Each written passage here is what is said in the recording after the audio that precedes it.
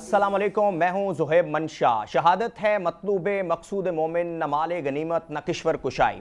Nadreen, ये सिर्फ एक शेर नहीं है बल्कि एक आइडियालॉजी है, एक जुर्रत है, एक जज्बा है जिसके तहत हमारी अफवाज का एक एक जवान इसी जज्बे के तहत अपनी ड्यूटी सर अंजाम दे रहा है। कश्मीर से लेकर सियाचिन तक, कराची के साहलों से लेकर थरपारकर की गर्मी तक।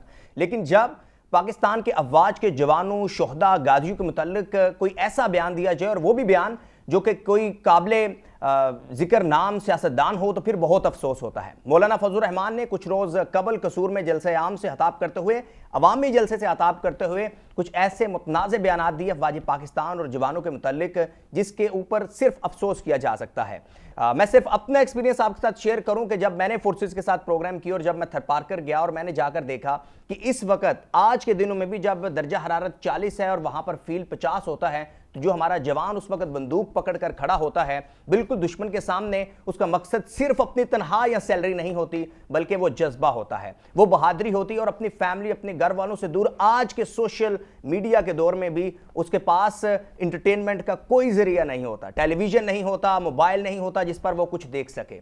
हमारे जो पाकिस्तान नेवी के जवान हैं, वो जब क्रीक्स एरियाज में जब मैं प्रोग्राम करने गया तो मैंने देखा कि क्रीक्स में किस तरह हर 2 घंटे बाद पानी का लेवल अप्स एंड डाउन होता है। अप्स एंड डाउन से मुराद है कि वो जो एक पोस्ट बनी होती है वो बांस की बनी होती है और उस बांस के ऊपर हमारे जो जवान तैनात होते हैं पाकिस्तान मेरीन्स के, पाकिस्तान नेवी के, वो जब पानी होता है तो फिर वो अंडर वाटर होते हैं और जब पानी नहीं होता तो फिर वो कीचड़ में होते हैं। इसके अलावा सियाचिन के बारे में आप सब लोग जानते होंगे। बात करने का सिर्फ या बताने का मकसद सिर्फ ये है कि जब कोई काबिल जिक्र सियासतदान ऐसे रिमार्क्स देता है तो सिर्फ अफसोस किया जा सकता है। इसके अलावा आज के प्रोग्राम में हम डिस्कस करेंगे पाकिस्तान में फॉरेन इन्वेस्टमेंट के हवाले से, पाकिस्तान में बिजनेस ग्रोथ के हवाले से, पाकिस्तान में एक्सपोर्ट की ग्रोथ के हवाले से। हमारे साथ मौजूद हैं जनाब वफाकी वजीर, federal minister for investment Qaiser Ahmed Sheikh साहब। शेख साहब बहुत शुक्रिया, thank you very much for your time. मौलाना ने अवामी जलसे आम से खिताब करते हुए न जाने पहले उनका रुख हुकूमत की तरफ था, वो तो चले समझ आता है, सियासत होती है, चलती है। फिर उन्होंने अपनी तोपों का रुख जो है वो जवानों, शोहदा और गाजियों की तरफ कर दिया। तो आप क्या कहते हैं इस बयान को लेकर, और क्या कोई गवर्नमेंट की और मौलाना के दरमियान कोई टसल चल रही है? बिस्मिल्लाहिर्रहमानिर्रहीम। ज़ुहैब मंशा, बहुत अच्छा हुआ आप आए हमारे मिनिस्टर इनक्लेव में। और मौलाना एक आपको पता है कि पाकिस्तान के सीजनड पॉलिटिशियन है, लेकिन जो उन्होंने बयान दिया है मैं समझता हूँ उनको ज़ेब नहीं देता। उनके लेवल के पॉलिटिशियन को ये बयान ज़ेब नहीं देता। हमारे जवान इस वक्त कुर्बानियाँ दे रहे हैं, शहादतें दे रहे हैं, और जिन टफ हालात में आपने भी जिक्र किया और सारी दुनिया जानती है, जो इंडिया ने पिछले मई में हमला किया और जिस तरह हमने दिलेरी से जवाब दिया, और फिर जो जिस तरह मुसलसल कुर्बानियाँ दे रहे हैं, शायद किसी भी मुल्क की तारीख़ में इतनी ज़्यादा कुर्बानियाँ हों, जो कि कितने दहाइयों से हमारी अफवाज, हमारे जवान दीदा दिलेरी से लड़ के एक अपने से बहुत कई गुना दुश्मन के मुकाबले में अपनी कुर्बानियाँ दे रहे हैं, शहादतें कर रहे हैं। और उनको इस तरह से कहना मुझे अच्छा नहीं लगा कि इनको ऐसे पॉलिटिशियन को, जो कि एक हमारे मेन स्ट्रीम लाइन के पॉलिटिशियन है, मेरा भी उनसे बहुत करीबी तल्लुकात है, लेकिन मैं उनकी इस बयान को कंडेम करूँगा कि उनको इस तरह के जज्बात, हम सब के जज्बात को उन्होंने झंझोड़ा है। क्योंकि एक तरफ तो वो उनकी बजाय कि उनको कुर्बानियों को याद करने के छोटी सी ये तनख्वाहें होती हैं, इसके लिए हम अपने कौन हमारे मुल्क के लिए वो सारी जो उनकी शहादतें और जो उनकी कुर्बानियाँ और जो उनके ये सारी दास्तानें हैं, वो मैं समझता हूँ कि बड़ी सुनहरी अल्फाज में तहरीर करने वाली हैं। और मौलाना साहब को चाहिए कि वो अपने अल्फाज वापस लें, क्योंकि शायद उनसे कोई ऐसी नासमझी में उनसे इस किस्म के बयानात उनके जहन उनसे हुए हैं। वो समझते हैं, बड़े पुराने पॉलिटिशियन हैं, तो मैं उनको गुजारिश करूँगा, बल्कि उनको रिक्वेस्ट करूँगा कि ये मुल्क के मफाद में नहीं है, और हमारा मुल्क जो है बड़ी ही मुश्किलात से इस वक्त गुज़र रहा है। बहुत कई गुना हमारा अगर डिफेंस का बजट इस वक्त $10 बिलियन है, तो इंडिया का डिफेंस का बजट $90 बिलियन है। तो 9 गुना उनका डिफेंस बजट है, उनके कई गुना मुल्क है, उनकी इकानमी है 10 गुना हमसे। तो हमने तो बहुत तारीख़ी, सारी दुनिया हमारी इस बात को सराह रही है। जब हम बाहर जाते हैं मुख्तलिफ़ ममालिक में इन्वेस्टमेंट के लिए मैं गया हूँ या कभी भी उनसे रब्ते होते हैं, कॉन्फ्रेंसों में जो है मैं गया हूँ, तो उन्होंने पाकिस्तान की इस दिलेरी को, इन मामलात को बहुत ज़्यादा उजागर किया और उसको वो बहुत ज़्यादा अप्रिशिएट कर रहे हैं। मैं शेख साहब चाहूँगा कि हम तफसील के साथ इन्वेस्टमेंट के ऊपर डिस्कशन करें, क्योंकि आप मिनिस्टर भी इन्वेस्टमेंट के हैं, कराची से आपका ताल्लुक़ है, कराची मुआशी हब है।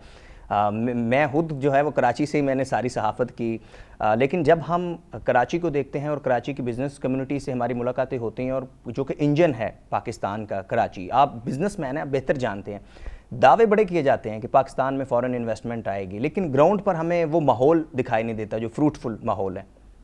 तो आप तो इन्वेस्टमेंट के मिनिस्टर हैं, क्यों नहीं इन्वेस्टमेंट? मैं इन्वेस्टमेंट का मिनिस्टर हूँ और इससे पहले मेरी फैमिली 140 साल से बिज़नेस में है।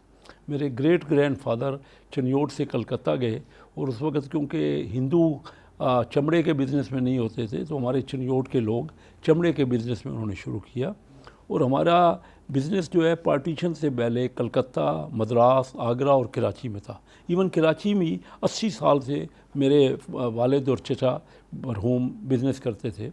तो मैं ख़ुद Karachi chamber of commerce industry का highest number of business community के वोट लेकर 39 साल पहले प्रेसिडेंट इलेक्ट हुआ।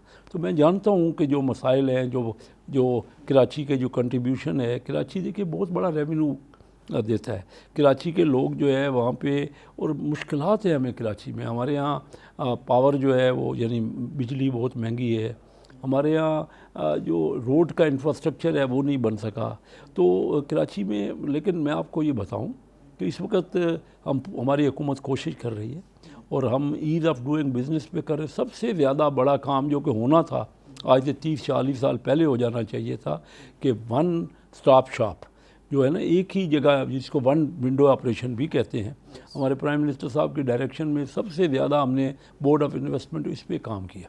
जब भी हम चाहे कराची के इन्वेस्टर से मिलें या ओवरसीज़ पाकिस्तानी से मिलें या किसी भी बिजनेसमैन से, तो वो कहता है कि आपके यहाँ मुश्किलात बहुत हैं, हमारे इदारों में जो है ना वो फैसिलिटेशन नहीं है। वो मैं ख़ुद क्योंकि बिज़नेस रिप्रेजेंटेटिव हूँ, मेरा बेटा मरहूम लाहौर गया तो Lahore chamber of commerce industry का प्रेसिडेंट बना, मेरा first cousin Faisalabad chamber of commerce industry. तो मेरी फैमिली वाइट फैमिली है जो तीनों बड़े बिज़नेस सेंटर के हमने रिप्रेजेंट किए।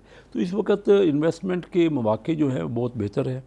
ख़ासकर अभी देखिए, आज ही मैं अभी आप थोड़ी देर में जा रहा हूँ, कोई 150 चाइनीज़ कंपनीज आई हुई हैं जो कि हमारे यहाँ फार्मास्यूटिकल में इन्वेस्टमेंट करने के लिए आई हैं। 150 बिजनेसमैन खुद आए हुए हैं, बड़ी बड़ी चाइनीज़ कंपनियाँ। ये अभी 15 मिनट बाद उनका डिनर है और कल उनके लिए हमने डिनर रखा है उनके साथ में, और कल पूरी कॉन्फ्रेंस है हमने। तो वो इस वक्त MOU नहीं साइन कर रहे, उन्होंने रियल टर्म्स में कॉन्ट्रैक्ट साइन किए करने वाले हैं, जो हम कल साइन करेंगे, मुआहदे साइन करेंगे। तो पाकिस्तान में बहुत सी इन्वेस्टमेंट आने के मौके हैं। हम क्योंकि हमें रेगुलेशंस को बेहतर करना था, जो हम कर रहे हैं। हमारे यहाँ लॉ एंड ऑर्डर सूरत हाल को अभी फर्दर इम्प्रूव करने की ज़रूरत है, और हमारे इदारों को चाहिए कि हम अग्रेसिवली सब मिल के, देखिए हुआ क्या है कि हमने अपने सरकारी अफसरान को वो ट्रेन ही नहीं किया। मैं अपने तजर्बे से ये समझता हूँ, मैं उनसे शुरू से डील कर रहा हूँ। आज से 46 साल पहले मैं Karachi chamber of commerce industry की कस्टम कमेटी का चेयरमैन था। तो मसाइल को मैंने देखा है कि जिस अग्रेसिवली, जिस चाह से हमारे ब्यूरोक्रेट को और हमारे पॉलिटिशियन को ये काम करना चाहिए था, लेकिन हमने क्या किया है पिछले 27 साल में, 1999 से लेके किसको हुकूमत नहीं मिली। 99 के बाद परवेज़ मुशर्रफ साहब की हुकूमत थी, 9 साल रही। फिर 9 साल पीपल पार्टी की 5 साल और 4 साल PTI, 9 साल उन्होंने गुजारे इन दो पार्टियों ने, और 9 साल हमारी हुकूमत रही मुस्लिम लीग की 2 बार। ये 27 साल का मैं आपको, लेकिन आप मुझे कोई एक पीरियड बता दीजिए जिसमें हमारी रिमार्केबल एक्सपोर्ट बढ़ गई हो। हमारे तो सबको मिली ना, कोई तो रह नहीं गया। अगर किसी किस्म का भी इलेक्शन कोई भी हो, बात करते हैं इलेक्शनों की, इलेक्शन फर्ज कीजिए कितने भी, तो ये मुझे बताइए इस वक्त 4 इन जो सबको मौका मिला है, कौन सी और पावर है जो कि हमने आपस में किया क्या है कि जो भी हुकूमत में आया ना, कोई पार्टी भी, हमने भी अगर कोई दूसरी पार्टी हुकूमत में आई तो उनकी टांगें खींची हैं, और आज हम वो सारे हमारी टांगें खींच रहे हैं। हमें सबक सीखना होगा। दुनिया ने मिल के तरक्की की है। जब तक चार्टर ऑफ इकानमी नहीं करेंगे, जो ठीक काम है, देखिए पॉलिटिक्स करें, बिल्कुल करें, हर एक का राइट है। मैं खुद पॉलिटिक्स करता हूँ, मैं 7 इलेक्शन कंटेस्ट कर चुका हूँ, 33 ईयर से मैं डायरेक्ट पब्लिक का इलेक्शन कंटेस्ट करता हूँ। और लेकिन मैं आपको ये बताना चाह रहा हूँ कि दुनिया के दूसरे ममालिक मैंने देखा है कि वो जो बाहमी उनके सारे मुल्क के मवाद की चीज़ें हैं वो इकट्ठे होकर करते हैं। हम तो हर काम पे एक दूसरे की टांग खींचते हैं। तो ये चार्टर ऑफ इकानमी में हमें जब तक ना कि आइंदा भी मैं आपको बता रहा हूँ, तो ये कौन हमें करेगा? बहुत कोशिश कर, ये सबको मिलके करना है ना, सबको आगे बढ़ना है। हमने बहुत गलतियाँ कर ली हैं और अभी भी ये मौका है। हम तो प्राइम मिनिस्टर साहब तो बार बार on the floor of house कह रहे हैं कि आइए बैठते हैं मिलके, आपका भी कोई मसला है वो। अब देखिए हम यही बयान आ गया फजल रहमान साहब की तरफ से, तो ये कोई ऐसा बयान तो नहीं है जिसको सराहा जाए इस वक्त। और वो देखिए ना, वो तो एक नई रिफ्ट डालने वाली बात है ना। हाँ। क्या कर रहे हैं आप? आज तो मुल्क के लिए लड़ रही हैं। मैं कहना ये चाह रहा हूँ कि प्राइम मिनिस्टर साहब दिन रात मेहनत कर रहे हैं। उनकी काबीना मैं देखता हूँ, अभी मैं उठ के आया हूँ कि वो इस पर मीटिंग कर रहे थे कि तुर्की में जो बातचीत हुई है उसका फॉलो अप क्या हुआ है। तो बहुत सी एफ़र्ट हो रही हैं, और ये एफ़र्ट, पाकिस्तान एक एंटरप्रेन्योरशिप है। पाकिस्तान में सलाहियत है, पाकिस्तान में बेहतरीन कारोबारी हैं। हम सबको मिल के आगे बढ़ना होगा, अदरवाइज़ हम क्या दे रहे हैं। हमारी पॉपुलेशन 2.55% बढ़ी है इस साल, और हमारी ग्रोथ हुई है 3.7%। तो 1.2% टोटल पर कैपिटा हमने ऐड किया है बड़ी मेहनत के बाद। और आज भी देखिए इंडिया हमारा पड़ोसी मुल्क है, वो नेक्स्ट ईयर की ग्रोथ वो 6.6 कर रहे हैं। इसका मतलब ये है, थोड़ा सा सोचिए कि एक साल में वो आधे पाकिस्तान की टोटल इनकम और बढ़ा रहे हैं। वो 10 गुना इकानमी है, तो अगले साल अगर हमने 4% की और वो 6.6% करेंगे तो वो हमसे 10.25 गुना और 10.5 गुना हो जाएंगे। तो जब तक हम मेहनत नहीं करेंगे मिल के, बहुत एफर्ट हो रही है, बहुत हमारी हुकूमत जो है, देखिए ना, रिज़र्व थे जब हमारी हुकूमत आई तो 4 बिलियन के रिज़र्व थे, आज 18 बिलियन के रिज़र्व हैं। हमारी करेंसी स्टेबल है। तो इस वक्त इन्वेस्टमेंट के लिए ख़ास तौर पे जो प्राइम मिनिस्टर साहब ने और फील्ड मार्शल आसम मुनीर साहब ने पूरी दुनिया में एक मकाम पाकिस्तान का बना दिया। पाकिस्तान को इस बड़ा सराहा जा रहा है, और ख़ास तौर पे दुनिया हैरान है। मैं अभी गया हुआ था यूके में, उनके एक इन्वेस्टमेंट कॉन्फ्रेंस थी, तो उनके थिंक टैंक ने मुझे वहाँ बुलाया। मुझे उन्होंने मेरे से सुनना चाहते थे। ये 2-2.5 महीने पहले जंग अरूज पे थी। तो जब वो उनको महसूस हो रहा था कि फील्ड मार्शल आसम मुनीर वो डिप्लोमेटिक काम सारा बेहतरीन कर रहे हैं, मुझे वो पूछते थे कि हमारे मुल्कों में तो ये तसव्वुर भी नहीं है कि हमारे डिफेंस के लोग ये इस किस्म के इतने आला डिप्लोमेसी वो कर सकते हैं, और वो क्या बात है, किस तरह है। तो देखिए ना, कभी इतने 2 बड़े दुश्मन, पाकिस्तान तो इससे पहले भी कर चुका है ना। पाकिस्तान ने, आपको पता है कि 90s के शुरू में जो अमेरिका को और चाइना को यहाँ से गए, जो उसमें भी हमने डायलॉग करवाया, उस वक्त जब प्राइम मिनिस्टर चू एन लाई मिले प्रेसिडेंट निक्सन से, तो क्योंकि आप यंग हैं, मुझे वो अभी तक वो विविडली याद है वो बात कि उन्होंने हाथ मिलाते हुए पहली बात ये की कि आपकी और हमारी दोस्ती पाकिस्तान करवा रहा है, उस मुल्क को नहीं भूलिएगा। ये चू एन लाई के वर्ड है जो प्रेसिडेंट निक्सन से उन्होंने कहा, जो मुझे आज तक वो, तो पाकिस्तान का एक बहुत बड़ा रोल रहा है। बड़ा मुश्किल है, आप मुझे बताइए कौन सा और मुल्क है इसकी चाइना से भी दोस्ती हो, अमेरिका से भी उसके बहुत गहरे तल्लुकात हों, ईरान से, सऊदी अरबिया से, तुर्की से, मिस्र से, मलेशिया से, इन तमाम मुल्कों ने सपोर्ट किया है पाकिस्तान को। और चाइना इन पर्टिकुलर तो इस वक्त बहुत ही एक इम्पॉर्टेंट पोजीशन में है और हमारा पड़ोसी है।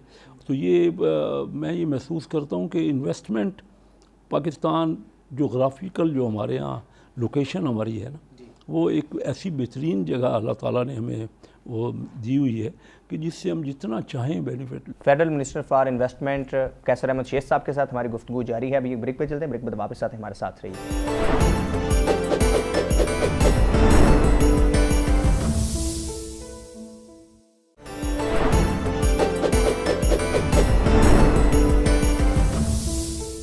जी वेलकम बैक।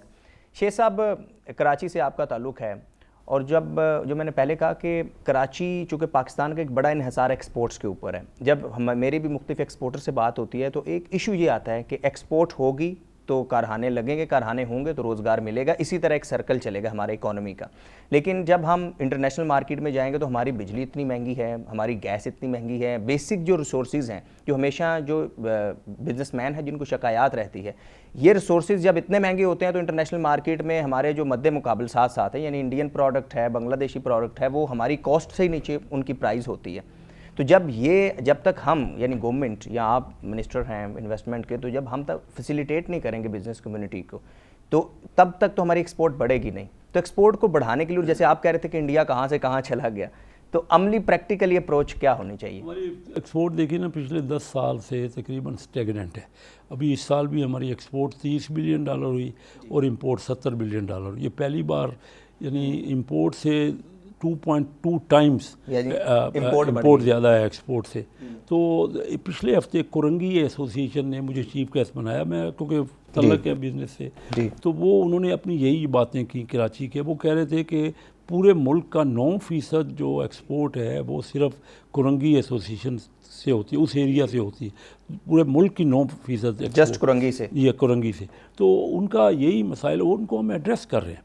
मैं परसों कल सुबह मैं पावर की सिंध हुकूमत ने रखा हुआ था, पावर के ऊपर पीसी होटल में एक बहुत बड़ा उन्होंने बताने के लिए कि कैसे सिंध हुकूमत पावर को ज़्यादा से ज़्यादा बेहतर कर रही है। वो देखिए ना, थरपारकर के जो कोयले का हम काफ़ी फ़ायदा उठा रहे हैं। उसके अलावा सिंध में एक, क्योंकि कराची की आप बात कर रहे हैं, मैं इसलिए कह रहा हूँ कि कराची को नेचुरल, ये पूरा सिंध जो है वो विंड पावर के लिए एक आइडियल लोकेशन है उनका, जमपीर और वो इलाका जो है। और वो कोशिश हो रही है कि हम सस्ती बिजली दे सकें, क्योंकि हमारा इम्पोर्टेड फ्यूल जो है ना, वो तो 70% हमारी रिक्वायरमेंट का इम्पोर्ट होता है। तो हम अपना इंडिजीनियस तरीके से जब तक नहीं बनाएंगे, और दुनिया में रेट उनके बढ़ रहे हैं, जंग की वजह से और प्रॉब्लम हो रहा है, तो हमारी यही कोशिश है। हुकूमत इस बात को रियलाइज़ कर रही है। पहली बात तो आपने ये सही कही कि एक्सपोर्ट लेड ग्रोथ ही है। दुनिया के तमाम मुल्कों ने एक्सपोर्ट से ही तरक्की की है। और अभी हम जो इन्वेस्टमेंट भी कर रहे हैं ना, वो हमारी पूरी तरजीह ये है कि वो ऐसी इन्वेस्टमेंट हो जो एक्सपोर्ट को बढ़ाए। हम कराची इंडस्ट्रियल जोन जो है ना, वो कर रहे हैं। 6000 एकड़ ज़मीन जो कि कराची में स्टील मिल की ज़मीन थी बिन कासम पे, वो हम उसको डेवलप कर रहे हैं। उस डेवलप करने, क्योंकि हमें अंदाज़ा हुआ है कि शायद एक्सपोर्टर को वो जो ज़मीन के ऊपर जो इन्वेस्टमेंट करेगा वो मुश्किल उसके लिए हो जाएगी कि वो अपनी वही इन्वेस्टमेंट अगर मशीनरी पे करे, अपने प्रोडक्ट्स पे करे तो और बेहतर है। तो अभी हमने उनको तकरीबन फ्री, जो एक्सपोर्टर्स हैं उनके लिए बग़ैर किसी कास्ट के हम डेवलपमेंट के लिए लोगों को कह रहे हैं, डेवलपर्स को। और डेवलपर्स को कहा है जब आप डेवलप कर लेंगे, SEZ है, स्पेशल इकनॉमिक जोन है, जिसमें इंपोर्ट पे ड्यूटी नहीं है मशीनरी पे, जिस पे 9 आइंदा सालों के लिए IMF से अप्रूव्ड है कि कोई इनकम टैक्स नहीं होगा। ये जो आपको सहूलतें हम दे रहे हैं एक्सपोर्टर्स को, और वहाँ पे हम ज़मीन भी तकरीबन नॉमिनल किराए पे, रेंट पे देंगे उनको। तो ये काफ़ी कुछ बूस्ट हो रहा है। और चाइनीज़ का बड़ा इंटरेस्ट है, क्योंकि देखिए ना, इस वक्त चाइना से हम $17 बिलियन की इंपोर्ट कर रहे हैं, उनको सिर्फ $3 बिलियन की एक्सपोर्ट कर रहे हैं। ये मेरा उनसे मीटिंग होती रहती हैं रेगुलर। उनको भी एहसास है कि गैप बहुत ज़्यादा है, वो चाहते हैं ज़्यादा से ज़्यादा पाकिस्तान में इन्वेस्टमेंट करने के लिए। हमारा बिजनेसमैन तैयार है इसके लिए। आइंदा सालों में आप देखेंगे, क्योंकि वक्त लगता है इन चीज़ों में। हम जो रेगुलेशन को ठीक कर रहे हैं, बड़ी तेज़ रफ्तारी से हम रेगुलेशन को सहूलतें हम दे रहे हैं वहाँ भी, और ये SEZ में, स्पेशल इकनॉमिक जोन्स में। और हम कोशिश कर रहे हैं कि पावर भी जितनी पॉसिबल हो सके उनको कम्पिटिटिव रेटों पे मिले। अच्छा शेख साहब, FBR की पॉलिसीज़ एंड FBR के रवैये के हवाले से भी बिज़नेस कम्युनिटी को काफ़ी शिकायत रहती हैं। मेरे ही प्रोग्राम में लास्ट टाइम मैंने जब हुरम शहजाद जो फाइनेंस एडवाइज़र हैं, उनको मैंने डिस्कस किया था कि चूँकि जब हम फॉरेन इन्वेस्टमेंट की बात करते हैं तो अभी भी हमें जो है बोर्ड ऑफ इन्वेस्टमेंट के साथ उसकी पॉलिसी ऐसी है कि जो अगर कोई फॉरेन सरमायाकारी कर रहा है तो उसने एक एक चीज़ जो भी बाहर से मंगवानी है उसने उसकी अम्ब्रेला के नीचे रहना है। तो 1 विंडो, यानी अगर कोई बाहर से पैसा लेके $1 मिलियन आ रहा है तो 1 विंडो सोल्यूशन नहीं है उसके लिए। तो वो वन विंडो सोल्यूशन बनाने के लिए कोई आप प्रैक्टिकली कुछ कर रहे हो? देखिए जो FBR है ना, मैंने आपको पहले भी जिक्र किया, आज से 46 साल पहले मैं कराची चैम्बर ऑफ कॉमर्स की ये तो 46 साल पहले भी वही इश्यूज थे, अभी वो भी तो वही issues हैं? तकरीबन वही इशू थे, कुछ तब्दीली तो हुई है। अभी हम FBR को हमने डिजिटाइज किया है, लेकिन अभी भी आप दुरुस्त कह रहे हैं, मैं हुकूमत में बैठा हूँ, लेकिन मैं इस बात को एहसास करता हूँ कि बिजनेसमैन का प्रॉब्लम जिस तरह, जितनी तेज़ रफ्तारी से, जितना जल्दी, जितना ज़्यादा एग्रेसिवली उसको रिजॉल्व करना चाहिए, अभी तक हम नहीं कर पाए। कोशिश पूरी कर रहे हैं और FBR को बिल्कुल रिफॉर्म करने का प्राइम मिनिस्टर साहब डेडिकेटेड है, उनके ऊपर बहुत ज़्यादा काम हो रहा है। लेकिन अब और हम रिफॉर्म्स करेंगे थोड़े अरसे में, कोशिश हो रही है। तो ये आपकी बातें दुरुस्त हैं कि प्रॉब्लम्स हैं, और लेकिन जो आपने स्टॉक शॉप का मैंने कहा, या वन विंडो आप कह लें, आप कभी विज़िट करें, हमारे फैसिलिटेशन सेंटर है जो प्राइम मिनिस्टर साहब ने इफ्तिताह किया है उसका जी, वो उसमें हमने सब मिनिस्ट्रीज़ को एक जगह पे बिठा दिया है, इस्लामाबाद में है, बेहतरीन बनाया, और हम यही कराची में और दूसरी जगह भी करने वाले हैं। कराची में कस्टम ने एक फेसलेस सिस्टम बनाया था, तो उसका कोई फ़ायदा हुआ है आप कैसा? उसका फ़ायदा हुआ है, काफ़ी स्पीडी हुआ है काम, और उसमें कांटेक्ट ख़त्म हो गया है आपस में जो है ना, और उसमें करप्शन की कम हो गया है करप्शन, क्योंकि पहले जब आपस में कांटेक्ट होती थी तो वो बिल्कुल ख़त्म है। लेकिन अभी तक और बेहतर की तो हर वक्त गुंजाइश रहती है, और हम कर रहे हैं। वो बेहतर हुआ है कि जो फेसलेस सिस्टम है, काफ़ी इम्प्रूवमेंट है उसमें। वैसे भी कस्टम में ये नहीं कि इम्प्रूवमेंट काफ़ी हुई है, लेकिन अभी मैं समझता हूँ कि जैसे और ज़रूरत है हमें जो दुनिया के मुकाबला करने के लिए, क्योंकि आजकल कंपटीशन का ज़माना है, ज़्यादा से ज़्यादा हम फैसिलिटेट करेंगे। उन मुल्कों ने जिन्होंने एक्सपोर्ट को ज़्यादा किया है, उन्हें बहुत ज़्यादा एडवांटेज दिए हैं। हम कुछ IMF के प्रोग्राम की वजह से भी हमें कुछ मसाइल हैं, जिसमें कुछ रुकावटें हैं। इंशाल्लाह वो भी हम कोशिश तो कर रहे हैं कि सब मिलजुल के उसको बेहतर करें, क्योंकि पॉलिसीज़ का ही इशू है। लास्ट यूनुस दागा साहब के साथ हमारा प्रोग्राम था, तो जब उन्होंने बताया कि ये जो फुटबॉल है, जो कि पाकिस्तान का फुटबॉल है, सियालकोट का फुटबॉल है, जो कि फीफा में जो है वो इस्तेमाल होता है, तो पाकिस्तान में इसका मतलब एक्सपोजर है, पाकिस्तान कर सकता है, लेकिन पॉलिसीज़ का इशू है। सेकंड, कोई बड़ी सरमायाकारी आ रही है पाकिस्तान में? सरमायाकारी तो मैंने आपको बताया, अभी कल ही अनाउंस आप देखेंगे कि साइन कर रहे हैं हम, MOU नहीं कर रहे। ये जो रॉ मटेरियल है, ये फार्मास्यूटिकल का, बहुत सी चाइनीज़ कंपनी कल तकरीबन $1 बिलियन के लगभग हम ये यानी फ़िज़िकल कॉन्ट्रैक्ट कर रहे हैं, लगभग 800 मिलियन या 1 बिलियन एग्जैक्ट तो कल होंगे कॉन्ट्रैक्ट, तो उसकी फिगर सामने आएगी। लेकिन 150 कंपनियाँ अभी इस वक्त आई हुई हैं यहाँ पे, और आ रही है, तो तब ये उसके लिए आए। और कल हम मुआहदे कर रहे हैं, MOU नहीं कर रहे, मुआहदे कर रहे हैं। ग्रेट। कैसर अहमद शेख साहब के साथ हमारी गुफ्तगू जारी है। अभी ब्रेक पे चलते हैं, ब्रेक बाद वापस आते हैं, हमारे साथ रहिए।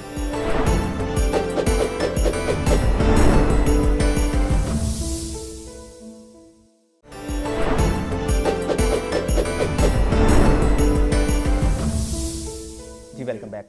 शेख साहब, अब चूँकि फील्ड मार्शल साहब की काबशों से, कोशिशों से, वज़ीर-ए-आज़म साहब की कोशिशों से, काबशों से, अब पाकिस्तान ने माशाल्लाह जो सफारती लिहाज पर पाकिस्तान को मुकाम हासिल हुआ है, नो डाउट इस वक्त हमारी गुडविल पूरी दुनिया में बहुत ज़बरदस्त है, सुपर डुपर है। तो इस गुडविल के साथ होते हुए कौन से ऐसे पाकिस्तान में जो है वो जैसे बिज़नेस के या ग्रोथ के या इन्वेस्टमेंट के स्टेप्स होने चाहिए जिससे आम आदमी जो है उसको फ़ायदा हो? एक्चुअली अल्टीमेट तो ये है कि आम आदमी को फ़ायदा हो।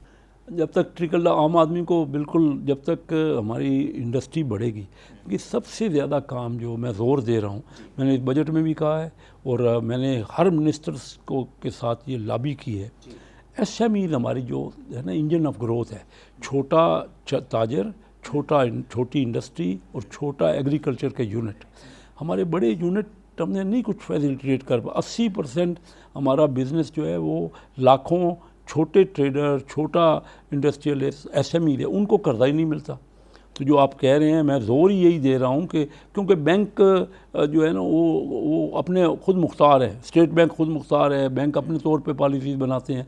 ज़्यादातर कर्जा या बड़े इंडस्ट्रियलिस्ट को देते हैं या हुकूमत को देते हैं, और बड़े आसानी से वो उसका प्रॉफिट डिराइव कर रहे हैं, और हुकूमत इसलिए खुश है कि उसको टैक्स मिल रहा है उनकी तरफ। लेकिन जब तक हम टोटल कर्ज़े का 6% छोटे सारे पाकिस्तान जो 80% लोग हैं जो बिज़नेस में, उनको मिल रहा है, और 94% या तो बड़े इंडस्ट्रियलिस्ट को मिल जाता है या हुकूमत को मिल जाता है। तो कर्ज़ा जब तक नहीं मिलेगा, क्योंकि लोगों के पास कैपेबिलिटी है, एंटरप्रेन्योरशिप है, सलाहियतें हैं, लेकिन उनका सरमाया ही उनको नहीं मिलता क्योंकि वो एफर्ट कर सकें। दुनिया के दूसरे मुल्कों में ये नहीं होता। बांग्लादेश में उनके टोटल कर्ज़ों का 15% छोटों को मिलता है, इंडिया में उनके टोटल कर्ज़े का 18% मिलता है। और ये स्टेट बैंक की फिगर बता रहा हूँ मैं आपको, क्योंकि मैं 2 बार स्टैंडिंग कमेटी फाइनेंस का चेयरमैन रहा हूँ और उन दिनों से यही जोर है। लेकिन हर कोई अपना प्रॉफिट देख रहा है। पिछले साल पाकिस्तान हुकूमत ने फैसिलिटेट करने के लिए बैंकों के ऊपर पाबंदी लगाई कि उनको छोटे SMEs को भी कर्जा देना पड़ेगा किसी हद तक, लेकिन फिर आखिर में उन्होंने कहा जी हम ज़्यादा टैक्स भर देंगे। वो रिस्क नहीं लेना चाहते। तो जब तक रिस्क नहीं लिया जाएगा, बिज़नेस तो उसके बगैर फ्लोरिश नहीं हो सकता। तो ये जो आपने पूछा, तो मैं समझता हूँ सबसे ज़्यादा ज़ोर हमारी हुकूमत कर भी रही है, बहुत सी मीटिंग्स अब कर रहे हैं, लेकिन मेरा जोर हमेशा इस बात पे होता है एज अ बिजनेसमैन कि पाकिस्तान में उस सलाहियत हैं, लोग उसका फ़ायदा तब उठा सकते हैं कि अगर उनके पास कैपिटल हो। तो हुसैन, बात तो ये भी है ना कि आप खुद भी बिजनेसमैन हैं, कराची से भी हैं, आप फेडरल मिनिस्टर भी हैं, और चलिए आप प्राइम मिनिस्टर साहब को सारा ये जो सारी हम जो है वो डिस्कशन कर रहे हैं, आप कन्वे कर सकते हैं कि भाई इस तरह करेंगे तो इस तरह ये नताइज आएंगे।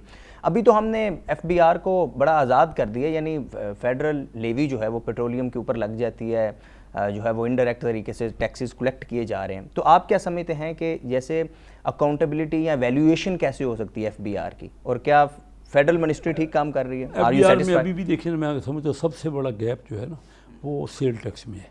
सेल टैक्स का सिस्टम जो है ना, क्योंकि मैं खुद देखता हूँ कोई भी सही रेट ऑलमोस्ट 80% 90% लोग सही रेट सेल टैक्स का डिक्लेयर नहीं करते।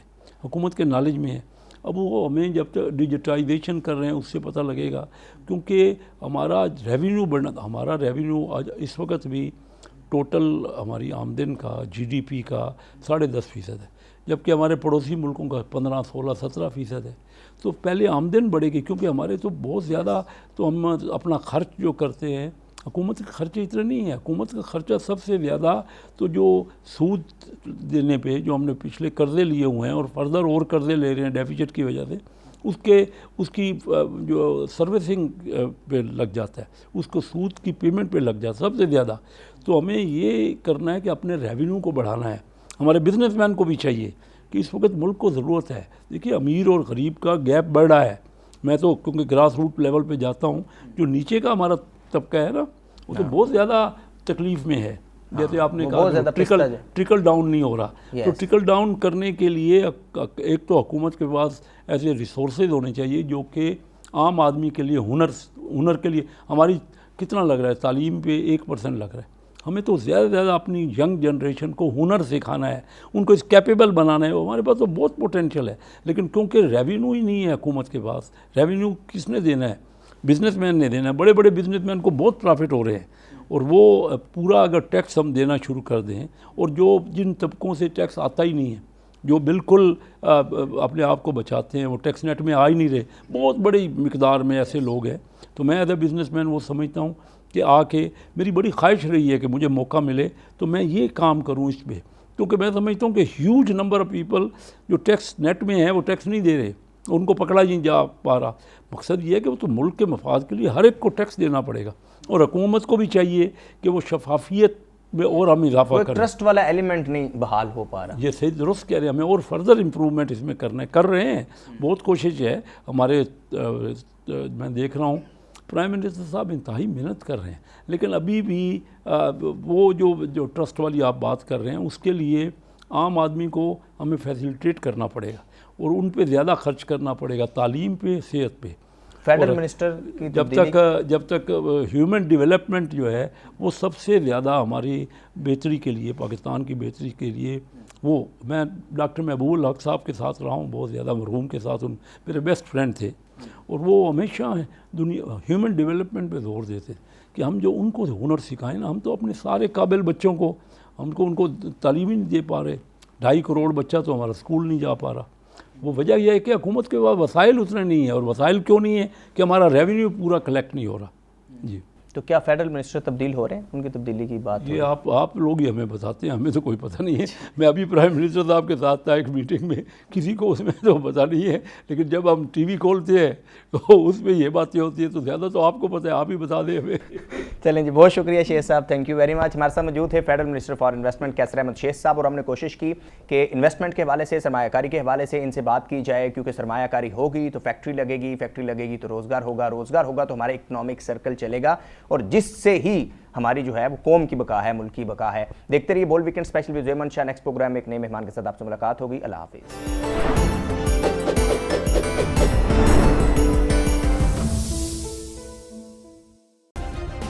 सब्सक्राइब करें और बेल दबाएं ताकि कोई खबर रह न जाए।